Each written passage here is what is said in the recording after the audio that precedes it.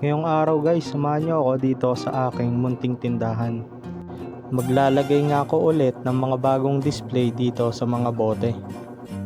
Yung iba kasi guys is nabili na, kaya dapat lagyan na natin ng bagong laman yung mga walang laman na bote. Ito nga pala yung display ko sa mga beta tanks. So dito, may mga napili na at may mga naka-reserve na. So yung iba naman, hindi pa talaga sila nabibili. So kaya pwede pa sila ibenta. Ito naman yung mga female beta ko. So dito, kukuha ako ng mga female na merong male. Kasi marami na rin naghahanap sa akin ng with pair. Karamihan kasi ng mga newbie talaga is kapag bibili, yung may mga pares. Kasi gusto agad nila mag-breed. Madali lang naman kasi mag-breed ng beta. Ang mahirap lang is yung magpalaki ng mga anak nila. Ito na nga yung mga babaeng beta natin. Nakahanapan ko ng mga male betas. Ang bilis din kasi maubos ng mga may pares kong beta rito. Dahil yun talaga ang pinakabinibili sa akin. Madali lang naman maghanap ng mga ipapares dito sa mga female beta.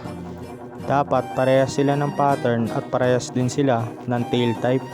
Mas mahalaga ng same tail type kapag magbe-breed kayo ng beta.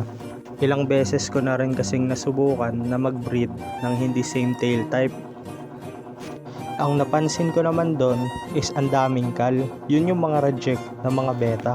Kaya kung mag-aalaga kayo ng beta, mas maganda same tail type and same pattern kapag pares ang bibilin nyo.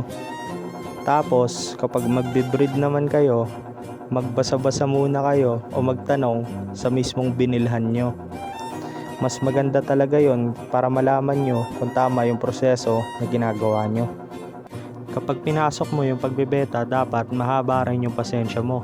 Dahil hindi porket nag-breed ka na ng beta is possible na mangitlog agad. Marami rin talaga na sumasablay talaga sa pagbe-breed ng beta dahil minamadali nila. So ito na nga yung mga ibang female beta na walang pares.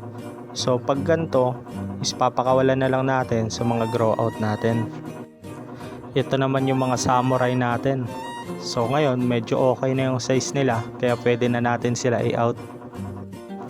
Ito naman yung mga pakmasa natin. Dito ang presyo is 150 ang isa. So dito mga own breed na nga natin to. So dito mga junior to regular size, yung iba naman breeder size na. So pipili na lang kayo dito kapag bibili kayo. Puro plakat nga to at lahat ito ay own breed ko na. Ngayon lang ulit talaga ako mag-upload ng mga short video dahil ng mga nakaraan is gumagawa talaga ako ng mga pangtindang mga sticker. So sa susunod gagawa rin ako ng video sa mga sticker. So abangan nyo yun. So hanggang dito na lang. Maraming salamat sa inyo. Yeah.